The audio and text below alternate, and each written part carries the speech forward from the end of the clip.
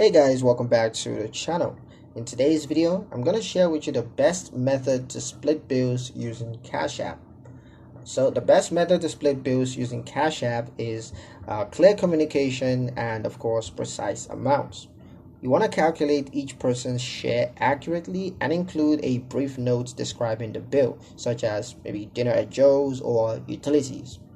Send requests individually or as a group with separate requests to avoid confusion. Confirm each recipient's cash tag before sending or requesting money.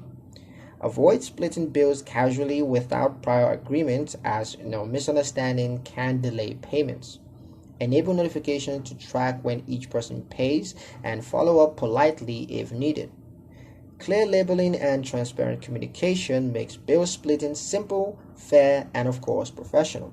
And that's pretty much it for the video, guys. Hope you liked it. Hope you found the information here useful enough.